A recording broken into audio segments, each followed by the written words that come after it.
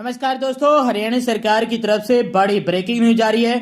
हरियाणा सरकार ने आज 16 नवंबर को 5 बड़ी घोषणाएं की हैं, जिनका सीधा असर आप लोगों पर होने वाला है। जान लीजिए क्या फायदे और क्या नुकसान होने वाले हैं इन 5 बड़ी घोषणाओं के। वीडियो को अंत तक जरूर देख लीजिएगा। यदि आप रोजाना हरियाणा सरकार की हर घोषणा, फैसले, नियम, निर्देश, आदेश, योजना, सूचना और निर्णय की जानकारी रोजाना जानना चाहते हैं तो स्टेट नॉलेज टीवी हिंदी को सब्सक्राइब जरूर कर लीजिएगा।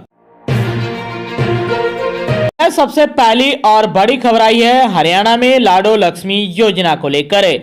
मुख्यमंत्री नायब सिंह सैनी ने हाल ही में शुरू की गई लाडो लक्ष्मी योजना में थोड़ा बदलाव करने के संकेत दे दिए हैं। इसके तहत महिलाओं को हर महीने 2100 रुपये देने की बजाय पूरी रकम यानी 25,200 रुपये 2 किस्तों में देने की योजना बना रही है सरकार। यानी पहले 6 महीने में 12,600 रुपये और अगले 6 महीनों में 12,600 रुपये, यानी साल में 2 किस्त।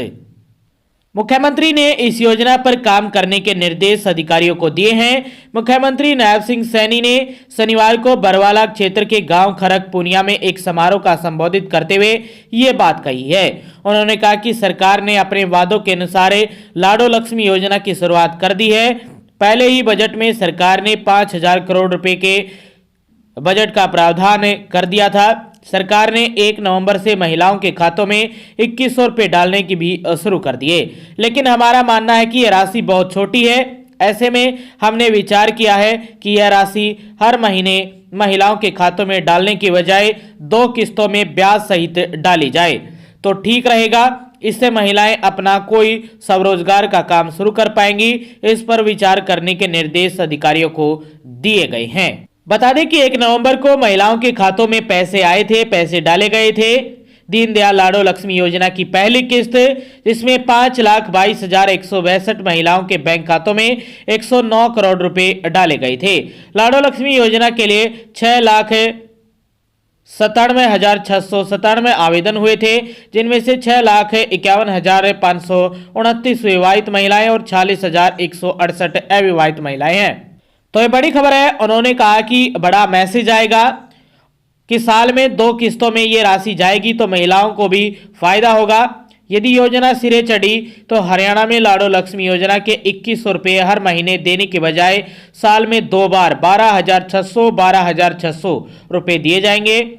सरकार व पार्टी का मानना है कि एक साथ पैसा महिलाओं के खातों में जाएगा तो इससे बड़ा मैसेज जाएगा। तो ये भी बड़ी खबर है आप सभी के लिए। सीएम बोले इकट्ठा पैसा महिलाओं के काम भी आएगा, अपना स्वरोजगार भी शुरू कर सकती हैं। इस पर अभी पूरी तरह से मोहर लगना बाकी है।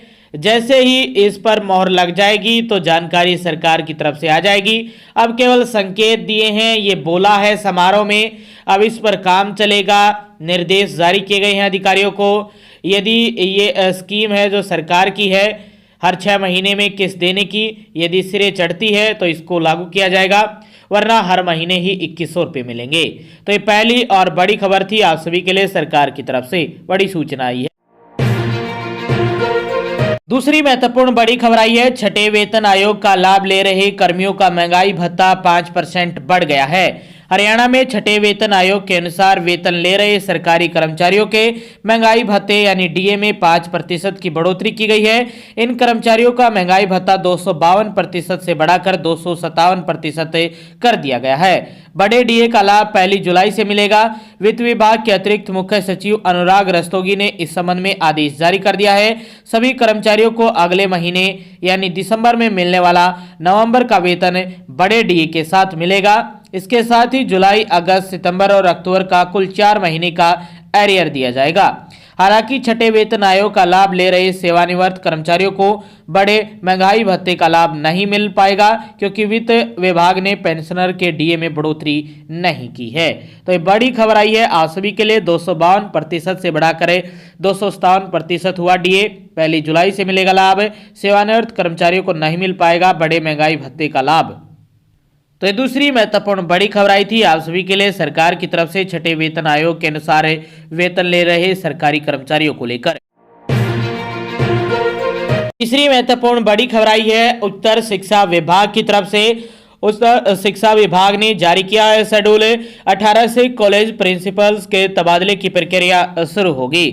उच्चतर शिक्षा विभाग ने कॉलेज प्रिंसिपल और प्राध्यापकों के लिए ऑनलाइन ट्रांसफर पॉलिसी को फाइनल कर लिया है। अब ट्रांसफर के लिए बाकायदा शेड्यूल भी जारी कर दिया गया है।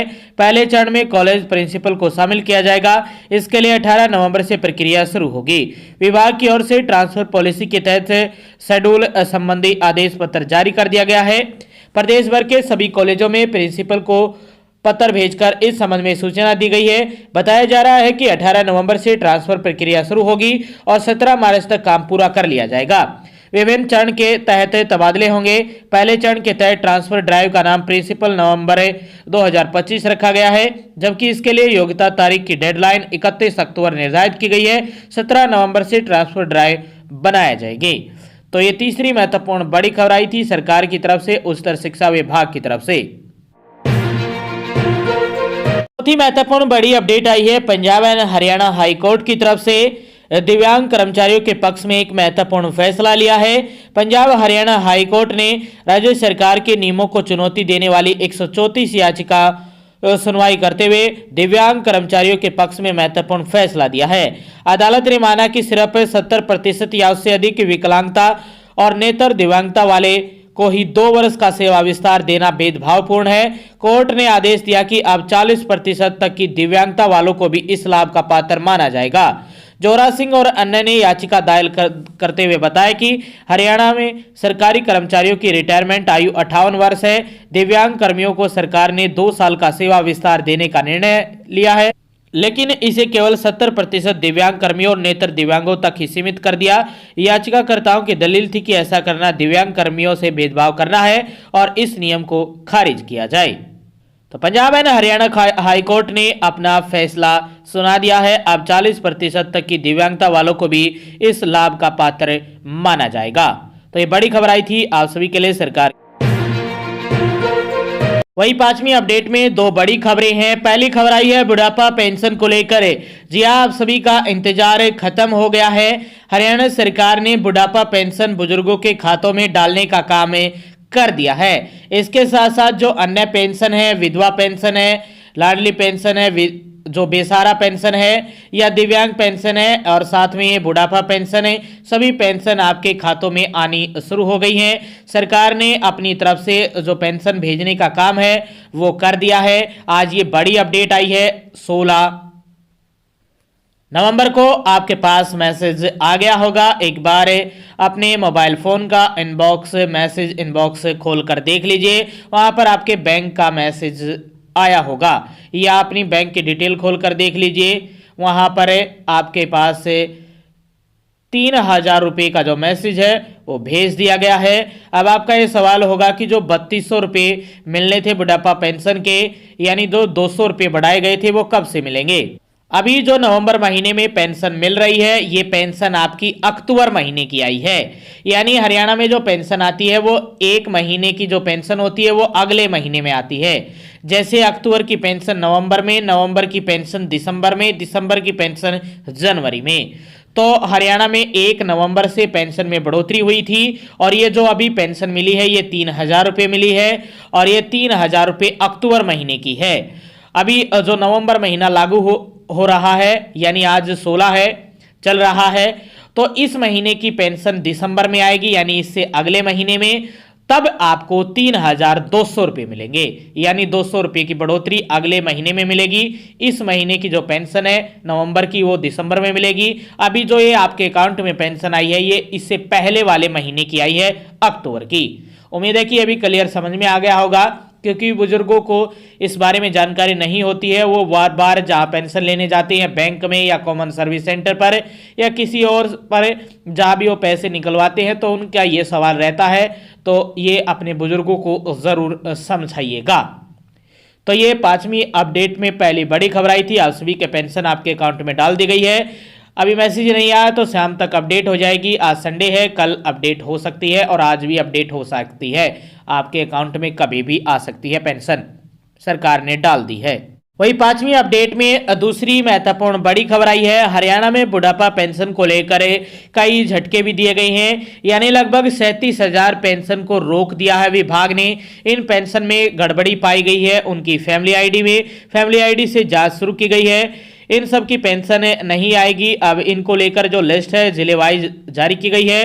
कई जिलों में सबसे ज़्यादा जैसे कि सोनीपत में कई फ्रॉड सामने आए हैं पेंशन को लेकर, बुढ़ापा पेंशन को लेकर गलत तरीके से पेंशन बनवाई गई है, फैमिली आईडी में छेड़छाड़ की गई है। इनको लेकर भी विभाग में शक है, तो इन शकों की जांच की जाएगी और फैमिली आईडी की जांच के बाद ही इनकी पेंशन जिनकी पेंशन रोक दी गई है उनकी जांच के बाद ही शुरू होगी। तो कई खबरें ये सामने आई थी कि जो भी कॉमन सर्विस सेंटर वाले हैं वो गलत तरीके से आपकी एज में, आपकी उम्र में छेड़छाड़ करके फॉर्म किसी गलत तरीके से अप्लाई करते हैं बुढ़ापा पेंशन के, उनकी फैमिली आईडी में अपडेट करते हैं एज को, ताकि उनकी पेंशन 60 साल की उम्र से पहले ही बन जाए। मोटे पैसे लेते हैं, तो ऐसे भी आंकड़े सामने आए हैं। तो इन आंकड़ों की जांच कर रही है सरकार। तो यदि आपकी पेंशन रुक गई है तो जांच होने के बाद फिर से शुरू हो जाएगी, यदि आपकी अच्छे तरीके और लीगल तरीके से बनी हुई है।